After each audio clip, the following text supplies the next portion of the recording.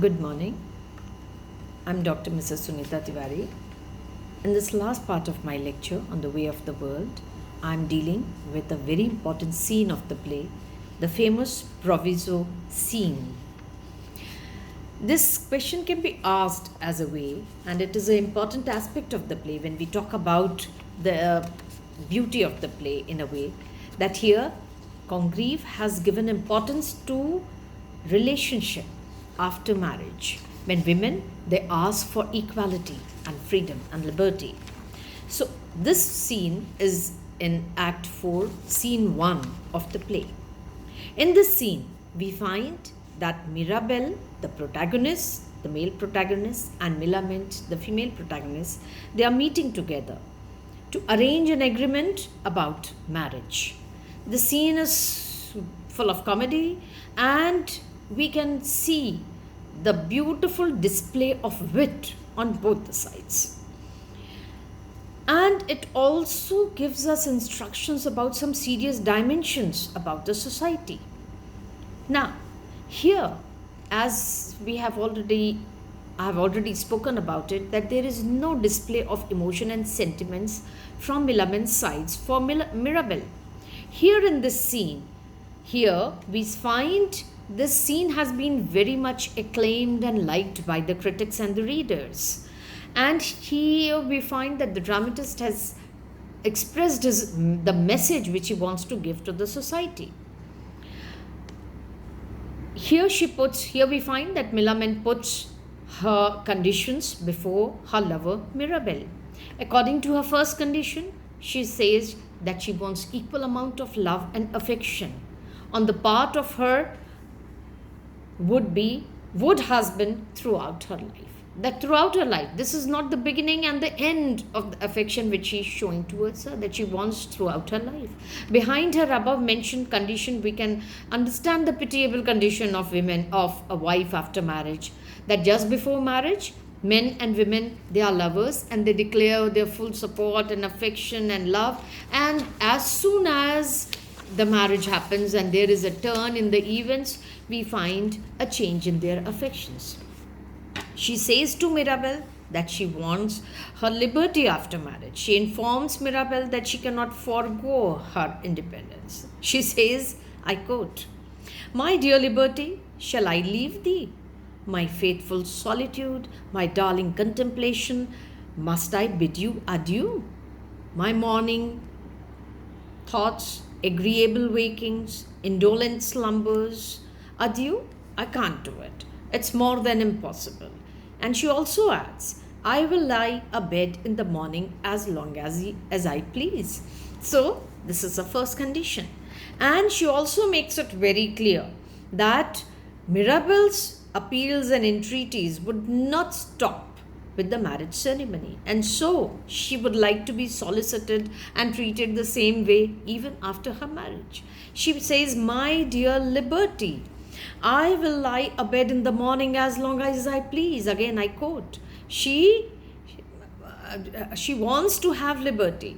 And I quote, to give visits to and from who I please, to write and receive letters without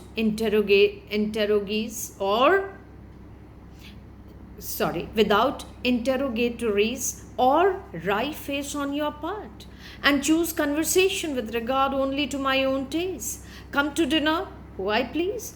Find in my dressing room who I'm out of humor without giving reason. And to have my closet inviolate. To be sole empress of my tea table, which you must never presume to approach without first asking leave. And lastly, whenever I am, you shall always knock at the door before you come in. Unquote. So these are the terms and conditions put by Milament to Mirabelle. She also informs the would-be husband that she would not like to be addressed by such names as wife, spouse, joy, jewel, love, sweetheart, etc., because she doesn't like them. And they will continue to present a decorous appearance in the public, and she will have full freedom to communicate with anyone. In other words, after marriage, they maintain certain distance and reserve between them. This is the desire of the lady. Mirabelle listens to all these conditions of Millamant with patience, although if he's not very happy with some of the conditions, he doesn't object. But he says that when we go through these conditions, we observe that it is a witty satire on the affectations of the women of the society.